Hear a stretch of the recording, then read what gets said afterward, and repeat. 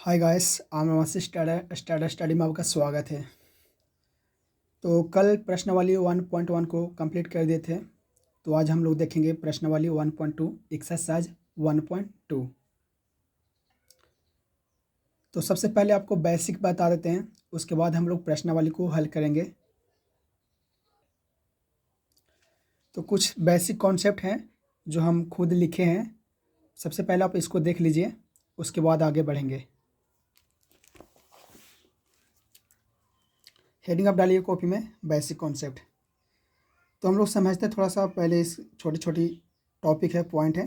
भाज्य संख्या क्या होता है? भाज्य संख्या तो जिसका दो से ज़्यादा फैक्टर हो, दो से ज़्यादा फैक्टर हो।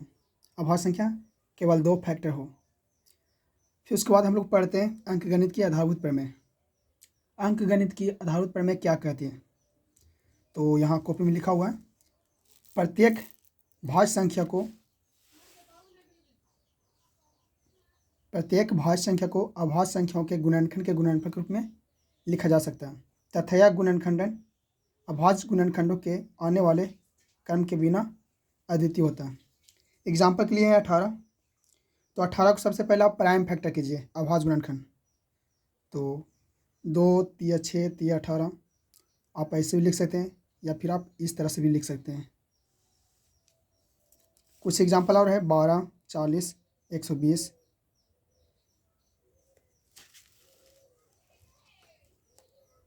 नोट में लिखे हैं कुछ। एक प्राकृत संख्या का अभाज्य गुणनखंडन उसके गुणनखंड के क्रम को छोड़ते हुए अद्वितीय होता है।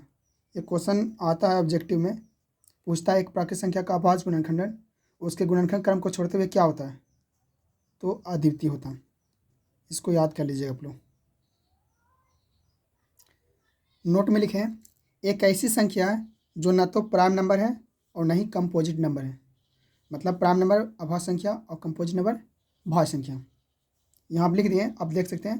प्राइम नंबर का एग्जांपल 2 3 5 7 11, जिसका केवल दो गुणनखंड होता है, 1 2, 7 का 1 7, 11 का 1 11। कंपोजिट नंबर बात करें तो जिसका दो से ज़्यादा फैक्टर होता है। जैसे एग्जांपल देख रहे हैं, 4 का क्या क्या फैक्टर होता है? 1 होता है, 2 होता है, 4। फैक्टर मतलब गुणनखंड, ये आप समझ जाइएगा। 8 का 1 2 4 8, ये सब हुआ। इसके बाद हम लोग पढ़ते हैं आगे लसा और मसा। कुछ बेसिक कॉन्सेप्ट है जो इसको आप देख लीजिए। 8 और 12 का लसा निकालेंगे, किस तरह से निकाला जाता है, और 8 12 का किस तरह से मसा निकाला जाता है। LCM least common multiple, HCF highest common factor. लघुत्तम समापवर्तक हिंदी में बोलते हैं, महत्तम समापवर्तक होता है ये। तो एलसीएम किसी दो संख्या का एलसीएम किस तरह से निकलता है? तो उसका मतलब कुछ नहीं, उसका गुणज होता है। 8 का गुणज करिए, 8 दूनी 16, ये इस तरह से 12 का ये। तो इसमें देखा जाता है कि लिस्ट कॉमन मल्टीपल क्या है। वैसे कॉमन तो इसमें 72 है, देख लीजिए आप। कॉमन तो इसमें 72 भी है, यहाँ भी 72 है। तो क्या ये एलसीएम होगा? नहीं। सबसे लोवेस्ट, जो लोवेस्ट कॉमन होता है वही आपका एलसीएम होता है। एचसीएफ की बात करें तो 4 4 देख रहे हैं, इसमें कॉमन 1 है, 2 भी कॉमन है, 4। लेकिन यहाँ देखते हैं हम लोग हाईएस्ट कॉमन देखते हैं ना। तो हाईएस्ट कॉमन में क्या है? 4 है। कॉमन तो 1 भी था, 2 भी था, लेकिन 4 को क्यों एचसीएफ माने? चूँकि हाईएस्ट है इसलिए।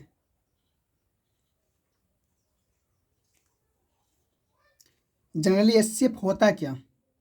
तो यहाँ लिखे हैं हम परिभाषा, कॉमन प्राइम फैक्टर में सबसे छोटी घात का गुणनफल। ये हम जब क्वेश्चन हल करेंगे, सॉल्व करेंगे, तो आप समझ जाएंगे कि कॉमन प्राइम फैक्टर किस तरह से हम लोग निकालते हैं। एलसीएम में क्या होता है? तो प्राइम फैक्टर में सबसे बड़ी घात का गुणनफल। अच्छा, एक चीज़ ध्यान रखिएगा कि हम लोग जब भी फैक्टर करते हैं तो प्राइम फैक्टर करते हैं, अभाज्य गुणनखंडन करते हैं। ओके, यहाँ कुछ पॉइंट लिखे हैं, इसको आप याद कर लीजिएगा कि दो धनात्मक पूर्णांकों ए और बी के लिए एचसीएफ ए कोमा बी गुना एलसीएम ए कोमा बी बराबर क्या होता है? ए गुना बी। या शॉर्ट में बोल सकते हो आप, दो संख्याओं का गुणनफल बराबर क्या होता है? तो एचसीएफ गुना एलसीएम होता है। याद रखिएगा, दो संख्याओं का गुणनफल बराबर हमेशा एचसीएफ और एलसीएम के गुणनफल के बराबर होगा। यहाँ भी लिख दिए हैं, N1 गुने N2 बराबर एचसीएफ गुना एलसीएम। N1 क्या है, पहली संख्या, N2 क्या है, दूसरी संख्या है, जो HCF और LCM के बराबर होता है। तो आज हल करेंगे प्रश्नावली 1.2। ठीक है, इसको हल करते हैं। क्वेश्चन कुछ लिख लिए हैं, इसको हल करना हमको। तो 140 इसको सोल्व कैसे करते हैं, ये साइड में हम इधर फैक्टर कर दिए हैं। आप जैसे बचपन से LCM निकालते थे वैसे कर दिए हैं इधर पे। जनरली इसको हल कैसे किया जाता है, तो देखिए इधर 140 है, इसको 140 को 140 लिखेंगे। इसका फैक्टर किए तो क्या आया, 2 गुना 2 गुना 5 गुना 7, 2 दूनी 4 5 20, 20 7 140। ये आपका आंसर हो गया। आप ये भी छोड़ सकते हो या फिर इसको और ऐसे लिख सकते हो। 2 बार है तो 2 का पावर 2 हो जाएगा, 5 गुना 7, यही आपका आंसर होगा। ये भी आंसर हो सकता है, ये भी आंसर हो सकता है। इस प्रकार से 156, दूसरा क्वेश्चन 156, इसको सोल्व करते हैं। 156 आप ये साइड में कहीं रफ में कर लीजिएगा। ये आपको एग्ज़ाम में आपको मतलब ये बनाना जरूरी नहीं होता है, आपका मेनली ये लिखना रहता है। 2 गुना 2 गुना 3 गुना 13, 2 दूनी 4 4 3 12, 12 13 में गुना करेंगे तो 156 मिल जाएगा। आप यहाँ तक भी छोड़ सकते हैं, ये भी आपका आंसर सही माना जाएगा। लेकिन इसको और अरेंज करके लिखते हैं। 2 का स्क्वायर गुने 3 गुना 13, ये हो गया आपका आंसर। इसी प्रकार से थर्ड क्वेश्चन देख सकते हैं। 38 25, इसको कैसे लिखेंगे, तो सेम 38 25, 3 गुना 3 गुना 5 गुना 5 गुना 3 गुना 3 गुना 5 गुना 5 गुना 17, इधर 17 लिख देते हैं। अरेंज करके लिख लीजिए इसको। 3 का स्क्वायर गुने 5 का स्क्वायर गुने 17, ये आपका आंसर हो गया। चौथा क्वेश्चन देखते हैं 5005 का। 5005 लिखा हुआ, इसको फैक्टर करेंगे तो ये मिलेगा 5 गुने 7 गुने 11 गुने 13, हो गया ये आंसर। क्वेश्चन नंबर 4 को आप इधर फैक्टर कर लीजिएगा। ये ज़रूरी नहीं रहता है, मेन आपका ये होता है, इसको लिखना होता है। 17 गुना 19 गुना 23, प्राइम फैक्टर किए। ये था कैसा संख्या था, भाज्य संख्या था, और इसको जो फैक्टर किए वो कैसा फैक्टर हुआ, प्राइम फैक्टर, अभाज्य गुणनखंड होता है। याद रखना, भाज्य संख्या का ही अभाज्य गुणनखंड हम लोग करते हैं। अब क्वेश्चन नंबर दूसरा का हल करते हैं।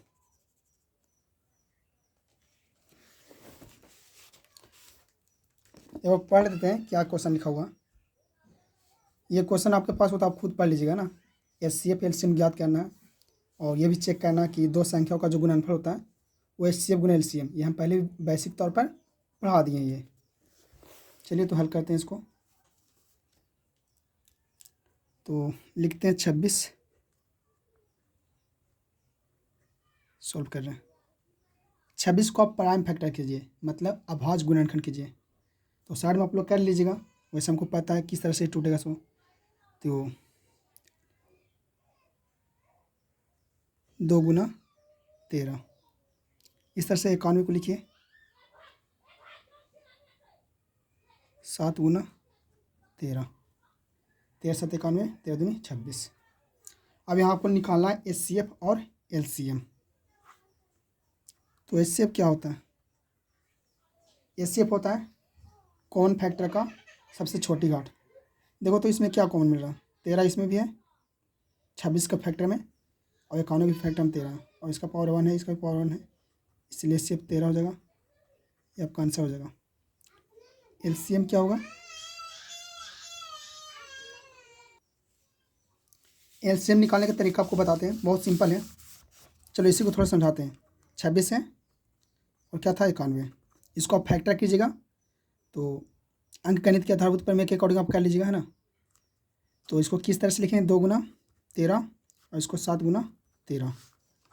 HCF तो बहुत ईजी होता है। HCF क्या होता है, कॉमन होता है, कॉमन फैक्टर होता है और सबसे छोटी घात वाला होता है। तो जो कॉमन होता है, ये जैसे 13 कॉमन है, ये आपका क्या होता है HCF।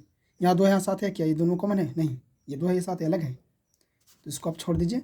अच्छा, एलसीएम कैसे निकाला जाता है? तो एलसीएम के लिए कुछ नहीं, जो भी संख्या लिखा हुआ वो लिख दो। इस संख्या में किसका प्रयोग किया गया? 2, 7 और 13, तो लिख दो 2, 7 और 13।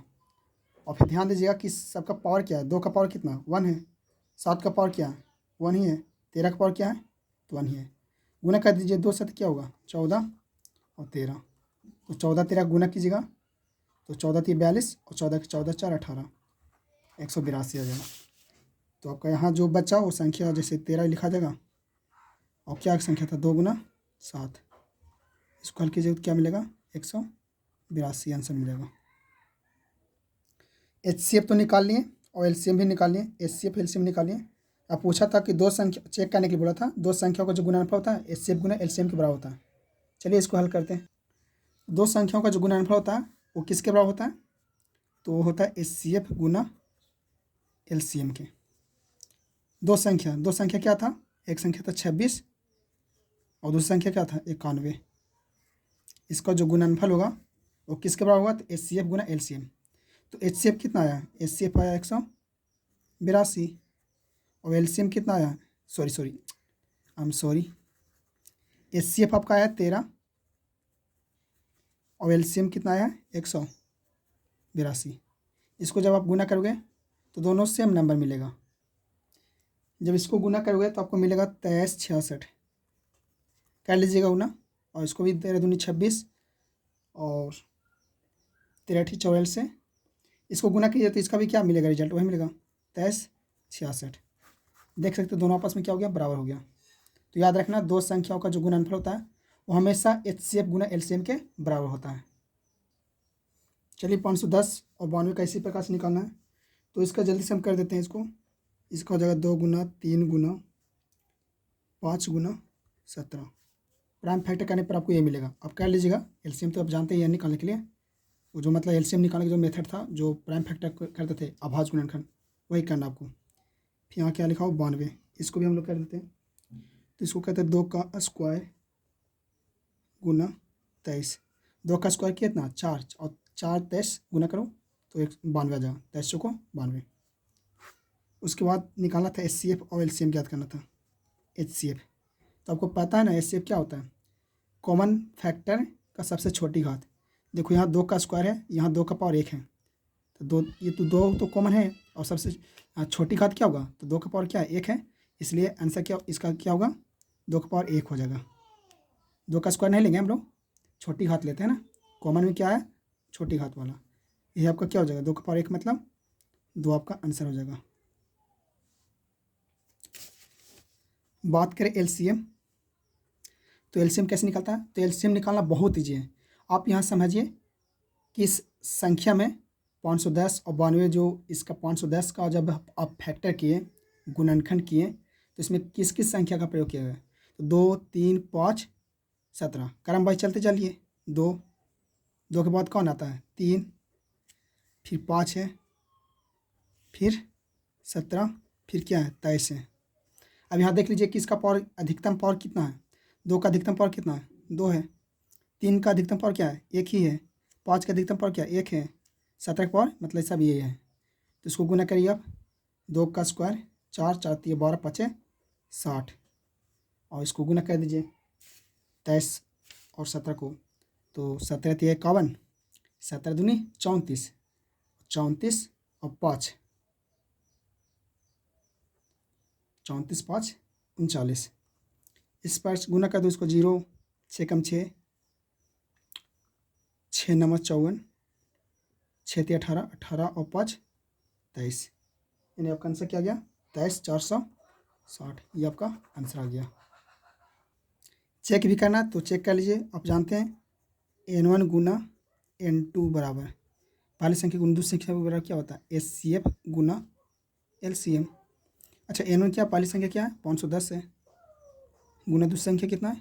92 है। एचसीएफ कितना निकला? 2। एलसीएम कितना निकला? तो 23, सॉरी क्या लिखा हो गया? 23 460। इसको आप गुना करोगे तो क्या मिलेगा रिजल्ट, कर दो गुना इसको, 0 के 0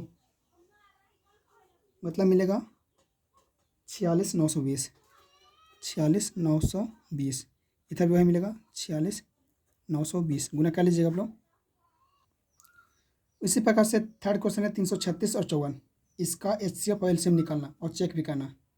तो 336 को सबसे पहले आप अभाज्य गुणनखंड कर लो, या आप खुद कर लीजिएगा, और 54 का ये कीजिए। तो ये कर लिए हम, निकालते हैं HCF। HCF क्या होता है, तो कॉमन फैक्टर का सबसे छोटी घात, कॉमन फैक्टर का सबसे छोटी घात। 336 का जब फैक्टर किए तो 2 का पावर 4 गुना 3 गुना 7 मिला, 54 का 2 गुना 3 का पावर 3 मिला, यहाँ 2 है यहाँ भी 2 है, तो सबसे छोटी कॉमन फैक्टर क्या है, तो 2 का पावर क्या है, यहाँ 1 है, 2 का पावर 1 इसमें भी होगा, इसलिए 2 लिखा जाएगा। यहाँ 3 का पावर क्यों है, यहाँ 3 है, तो यहाँ से क्या उठा लेंगे हम लोग, 3 उठा लेंगे, क्योंकि कॉमन फैक्टर का छोटी घात होता है। तो 2 तिया कितना हो जाएगा, 6 क्या हो जाएगा, HCF हो जाएगा, ये आंसर हो गया। बात करें LCM, LCM कैसे निकालता है, तो कुछ भी नहीं, जो भी संख्या में प्रयोग किया गया सबको लिख लो। तो इसमें कौन कौन संख्या प्रयोग होगा, 2 3 7, 2 3 7, 2 3 7, 2 का अधिकतम पावर कितना है, चूँकि LCM में क्या होता है, LCM होता है भाज्य संख्या का अधिकतम पावर वाला। तो 2 का पावर कितना है, 4, और 3 का अधिकतम पावर कितना है, 3, यहाँ 3 का पावर तो 1 भी है, लेकिन इसमें अधिकतम पावर लेते हैं, फिर किया है 7, 2 का पावर 4 मतलब 16, और 16 गुना 3 का क्यूब 27 गुना 7। फाइनली गुना करने पर आपको कितना मिलेगा, 30/24 मिलेगा। यदि आप चेक करना चाहते हैं तो चेक कर लीजिए, पता आपको N1 गुना N2 बराबर HCF गुना क्या होता है, LCM। तो N1 पहली संख्या क्या था, 336 था, दूसरी संख्या क्या था, 54, HCF कितना आया था, निकाले थे तो 6, LCM कितना आया था, 30/24, देख लीजिए आप, LCM 30/24, HCF 6, तो इसको पूरा गुना करने पर क्या मिलेगा, 18 1 44, इधर मिलेगा 18 1 44। तो इसी प्रकार से आप क्वेश्चन नंबर 3 को हल करेंगे। 12 15 21 17 23 29 8 9 25 अभाज्य गुणनखंड विधि द्वारा निम्नलिखित पूर्णांक का HCF और LCM ज्ञात करना।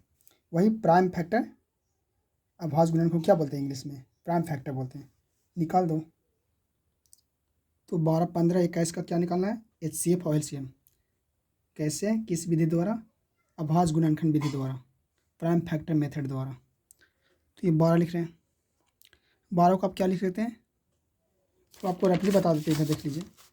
12 का जब फैक्टर करते हो इस तरह से 2 6 ये 2 3, इस तरह से क्या लिखो, 2 गुना 2 3 लिखते हो। तो इसको डेट आप रफ निकाल लीजिएगा, 2 का स्क्वायर गुना 3 आप ऐसे लिख सकते हो। तो इसको लिख रहे हैं 2 का स्क्वायर गुना 3। इस प्रकार से 15 क्या लिख सकते हो, तो 3 गुना 5, 21 को 3 गुना 7। अब निकालते हैं HCF। तो HCF क्या होता है, तो HCF वह संख्या है जो कॉमन फैक्टर होता है, कॉमन फैक्टर का सबसे छोटी घात। इसमें 3 है, इसमें 3 है, 15 का फैक्टर जब किए तो 3 आया, इसमें भी 3 है, 12 का फैक्टर में 3 आया, तो यहाँ भी 3 है, यहाँ भी 3 है, यहाँ भी 3 है, इसका भी पावर 1 है, इसका भी पावर 1, सबका पावर 1 है। तो HCF कितना हो जाएगा, 3, और नहीं होगा चूँकि 7 यहाँ 5 है, यहाँ कुछ अलग नंबर है। LCM कैसे ज्ञात होता है, तो बहुत ईजी है। इसमें कौन कौन संख्या प्रयोग हुआ, तो 2 प्रयोग हुआ है, 3 प्रयोग हुआ, 5 और 7। तो पहले आप लिख लो 2 गुना 3 गुना 5 गुना 7। अब देखना है कि 2 का अधिकतम पावर कितना है, तो 2 का अधिकतम पावर कितना है, 2 लिख दो। 3 का अधिकतम पावर कितना है, तो 3 का पावर देख रहे हैं अधिकतम, यहाँ भी 1 है, यहाँ मतलब 3 का अधिकतम पावर 1 ही है। 5 का अधिकतम पावर क्या है, 5 ही है। 7 का अधिकतम पावर क्या है, सॉरी 5 का अधिकतम पावर 5 नहीं है, 5 का अधिकतम पावर 1 ही है, 7 का अधिकतम पावर क्या है? 1 ही है। बस हल कर दो। 2 का स्क्वायर 4, 4 12, 12 5 60, 60 7 420। ये हो गया आपका आंसर। सेकेंड है 17 23 29, इसका प्राइम फैक्टर करना है। चलो करते हैं। तो 17 का प्राइम फैक्टर क्या होगा? तो 17 का प्राइम फैक्टर 1 गुना 17 बोलेंगे आप। यदि बोलोगे कि 17 का प्राइम फैक्टर क्या है तो 1 गुना 17, तो नहीं, एक नहीं हुआ, क्योंकि आपको बताया गया कि एक ऐसी संख्या जो न तो प्राइम नंबर होता और नहीं कंपोजिट नंबर होता, ना भाज्य संख्या होता ना अभाज्य संख्या। तो एक कैसे हुआ? तो इसको 17 का मतलब इसका 17 ही रहने दो। 23 का भी क्या होगा? 23 ही रहेगा। और 29 का क्या होगा? 29 ही रहेगा। इसका इससे बात करें कि एस इसका कितना होगा, तो देखो क्या कुछ कॉमन है? ध्यान से देखो, 17 23 29 कुछ भी कॉमन नहीं है। अब कुछ भी कॉमन नहीं है तो एस निकलेगा? नहीं निकलेगा। लेकिन आप एक चीज़ ध्यान दो, यदि इसके साथ देखें 17 का कॉफिशिएंट देखें तो 1 होगा, 23 का भी 1 होगा, 29 का भी। मतलब आप लिख सकते थे इसे 1 गुना 17, 1 गुना 23 और 1 गुना 29। तो कॉमन आपका ये क्या होता है? 1 1 हो जाता। लेकिन लिखते इसलिए नहीं है चूँकि एक ना तो भाज्य संख्या और नहीं अभाज्य संख्या, इसलिए इसको लिखते नहीं है। तो इसका एस एफ अपडेट इसको 1 लिख सकते हो, आंसर हो जाएगा। बात करें एलसीएम, तो एलसीएम कितना हो जाएगा? गुना कर दो सबको, गुना करोगे तो कुछ इस प्रकार से आएगा। चलो गुना कर देते इसको, 11 33 9, ये हो जाएगा आपका। 8 9 25 का वही निकालना है, इससे एलसीएम निकालना है। तो 8 का फैक्टर क्या होगा? 2 का क्यूब। 9 का प्राइम फैक्टर करो, 3 का स्क्वायर। और 25 का क्या हो जाएगा? 5 का स्क्वायर। तो यहाँ से सिर्फ क्या हो जाएगा? एक चीज़ हमेशा मान में याद रखना, चाहे कितना भी संख्या हो, 3 संख्या का एस निकालो, 4 संख्या का एस निकालो, जब उसमें कोई भी संख्या कॉमन नहीं रहता है तो उसका एस जो होता है एस 1 होता है। ठीक है, एस क्या हो जाएगा? 1, चूँकि इसमें 2 है 3 है कुछ भी कॉमन नहीं है। एलसीएम क्या होगा? एलसीएम क्या होगा? तो एलसीएम आप देख रहे हैं कि इसमें 8 9 25 का जब आप फैक्टर किए, प्राइम फैक्टर किए, तो इसमें क्या कौन कौन संख्या प्रयोग हुआ? तो 2 हुआ है, 3 हुआ है, 5 हुआ है। ऐसे लिख दो। 2 का अधिकतम पावर क्या है? 2 है। 3 का अधिकतम पावर क्या है? 2 है। 5 का अधिकतम पावर क्या है? 2 है। 2 का स्क्वायर 4 और 4 4 नमक क्या हो जाएगा? 36 और 36 बचे कितना हो जाएगा? 36 बच्चे आपका कितना हो जाएगा? तो कह लो ना, सही गुना किया ना, देख लो। 2 का स्क्वायर 4, 4 नमक 36 गुना, सॉरी 5 का स्क्वायर 25 होगा। ठीक है, अब 36 और 25 को क्या करो? गुना कर दो, जो गुना कर वही आंसर आएगा। 25 छक 150, शून्य हाथ में 15, 25 दिया 75, 75 15 क्या हो जाएगा? 75 15 90 हो जाएगा। ये हो गया आपका आंसर। सॉरी मिस्टेक हुआ हमसे, यहाँ 2 का क्यू लिखा हुआ है, 2 का पावर क्या है? क्यू है। यहाँ 2 का स्क्वायर लिख दिए, इसलिए वही आंसर नहीं आ रहा था, गलती आंसर। यहाँ 2 का क्यू है तो यहाँ भी 2 का क्यू कर दीजिए। तो 2 का क्यू यहाँ से 200 गुना हो जाता ना, 900 आया था तो 200 गुना कर दीजिए। I am sorry for that, mistake हो जाता। 9 दूनी 1800, ये हो गया आपका आंसर। हम लोगों ने 3 तक क्वेश्चन हल कर लिया, अब आगे चौथा से हल करते हैं। सिंपल है, ये ऐसा क्वेश्चन पढ़ लिया आप। एच सी एफ 306,657 बराबर 9 दिया है, तो एल सी एम 306,657 ज्ञात करना है। तो फाइनली क्वेश्चन लिख लिए। तो आप जानते हैं, मालूम है आपको, N1 गुने N2 बराबर क्या होता है? एच सी एफ गुना एल सी एम। N1 पहली संख्या कितना है? 306, 306 लिख दो, गुना N2 कितना है? 657, 657। एच सी एफ कितना है? तो दोनों संख्या का एच सी एफ निकाल दिया गया 9। एल सी एम पूछा है दोनों संख्या का, तो आप सिंपली एल सी एम ही लिख दो। 9 से काट दो, 9 3 27, 3 3 5 6 36, 9 चौको 36, यानी 34 गुना 657। बराबर कितना आ गया, एलसीएम आ गया। इसको जब आप गुना करोगे तो कितना आ जाएगा, ये लगभग आ जाएगा 22, 33, 8 बराबर एलसीएम। ये हो गया आपका एलसीएम आ गया आंसर, 22, 33, 8 ये हो जाएगा आपका आंसर। सिंपल है, देख लीजिए, बहुत ईजी था। अब क्वेश्चन नंबर 5वां देखिए, कहता है जांच कीजिए कि क्या किसी प्राकृत संख्या n के लिए संख्या 6 के पावर n अंक 0 पर समाप्त हो सकता है। चलिए इसको बताते हैं आपको। सबसे पहले इसका बेसिक आप थोड़ा समझिए। कोई भी संख्या 0 पर कब समाप्त होता है, जैसे यहाँ 6 के पावर n दिया हुआ, तो 6 के पावर आप 1 लिखो, क्या मिलेगा 6, 6 के पावर 2 लिखो, क्या मिलेगा 36, 6 के पावर 3 लिखो, क्या मिलेगा 216। इस प्रकार से 6 के पावर 4 लिखिए, 6 के पावर 4 लिखिए, क्या मिलेगा 1296। ठीक है, तो आप देख रहे हैं कि 6 के पावर मतलब कोई भी संख्या ले रहे हैं, 1, 2, 3, कोई भी मतलब पूर्ण संख्या ले रहे हैं, प्राकृतिक संख्या ले रहे हैं, तो 0 पर समाप्त नहीं हो रहा है। ये 6 पर समाप्त हो रहा है, ये भी 6 पर समाप्त हो रहा है, ये भी 6 पर, ये भी 6 पर। ठीक है, कॉन्सेप्ट थोड़ा समझिए। जैसे और भी कोई एग्जांपल लीजिए, जैसे लेते हैं 4 के पावर n, देखते हैं क्या 4 के पावर n जो है क्या 0 पर समाप्त होता नहीं। 4 के पावर 1 करते हैं, 4 आता है। 4 के पावर 4 का स्क्वायर करते हैं 16, 4 का क्यूब करते हैं 4 चौक 16 चौक 64। आप देख रहे हैं कि इस 4 एन के जब पर 1 रख रहे हैं तो 4 आ रहा है, 2 रख रहे हैं तो यूनिट डिजिट 6 आ रहा है, 4 आ रहा है। मतलब कोई भी संख्या 0 पर समाप्त नहीं हो रहा, ये 4 पर समाप्त हो रहा है, ये 6 पर समाप्त हो रहा है, और ये खुद 4 पर समाप्त हो रहा है। यानी आप समझ गए कि कोई भी संख्या 0 पर समाप्त नहीं हो रहा। तो 0 पर कौन समाप्त होगा, तो 0 पर वह संख्या समाप्त होगा जो जिसका अभाज्य गुणन करने पर 2 और 5 आए, जिसका प्राइम फैक्टर 2 और 5 हो। 2 और 5 वाला संख्या जो रहेगा वो 0 पर समाप्त हो जाएगा। जैसे 10 देखते हैं तो 10 का फैक्टर क्या होता है, 2 गुना 5 होता है। 20 देखते हैं तो क्या होता है, 2 का स्क्वायर गुना 2 दूनी 4 5 20। 100 देखते हैं तो 100 का क्या होता है, 2 का स्क्वायर गुना 5 का स्क्वायर, 2 का स्क्वायर 4, 25 चौको 100, यानी 2 और 5 आ रहा है, 2 और 5 आ रहा है।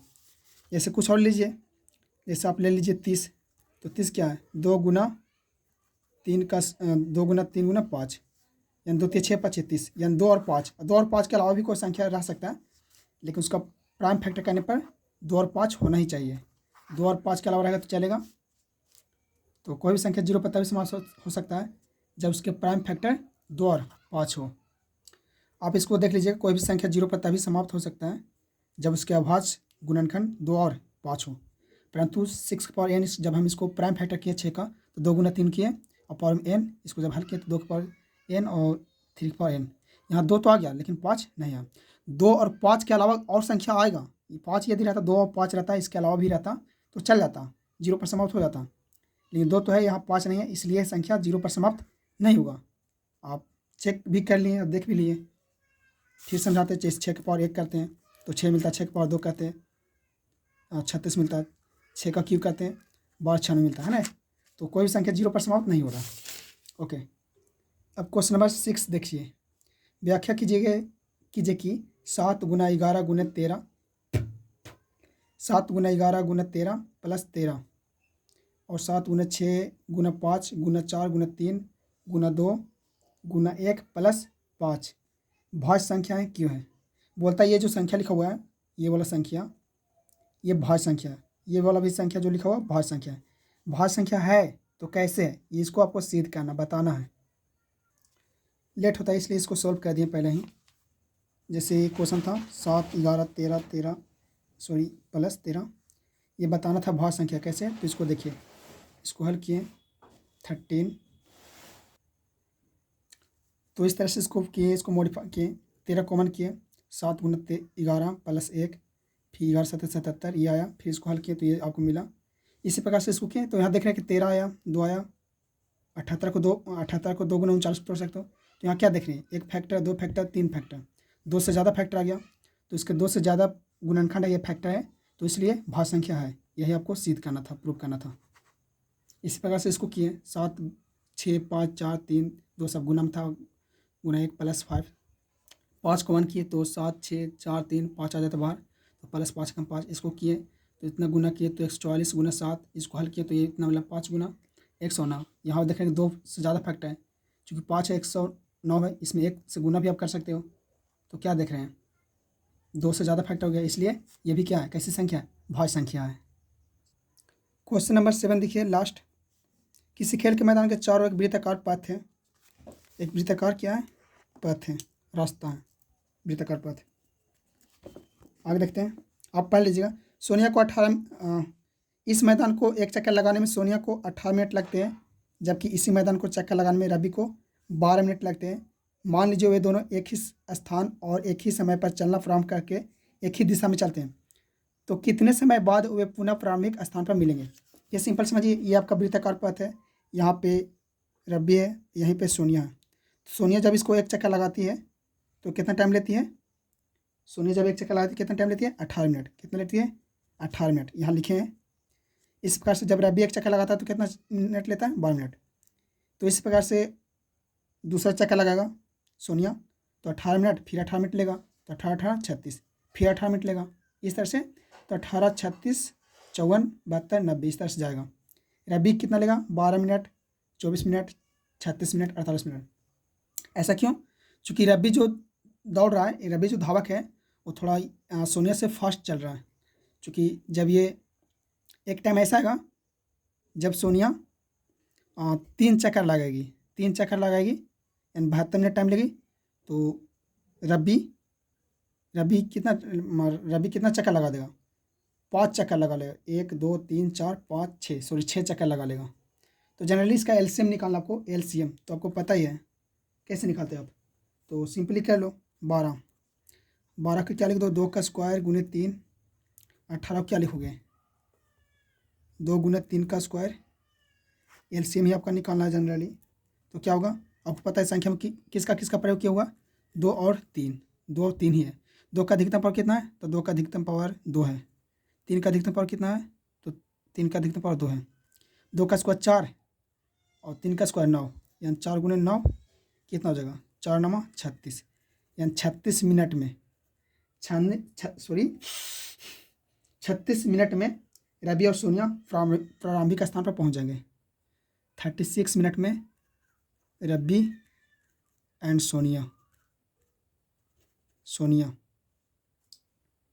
प्रारंभिक जहाँ पे स्टार्ट किए थे, यहाँ पे स्टार्ट किए थे ना इस पॉइंट से, तो रवि और सोनिया यहाँ पे पहुँच जाएंगे। R for Ravi, S for Sonia, इस स्थान पे। ये जब ये चल रही थी सोनिया तो एक चक्कर लगाई थी, 18 मिनट ली थी। रवि जब एक चक्कर लगाया तो 12 मिनट। कहीं कहीं रवि का जो चाल है, स्पीड है, वो सोनिया से काफ़ी अधिक है, तो ये ज़्यादा चक्कर लगाएगा। एक ऐसा टाइम आएगा दोनों प्रारंभिक स्थान पर मिल जाएगा, वो टाइम क्या होगा, तो 36 मिनट होगा। Okay, thanks for watching. Video अच्छा लगे तो like, subscribe and share please. अगर अच्छा लगता तो बताइए, कमेंट भी कर सकते हैं।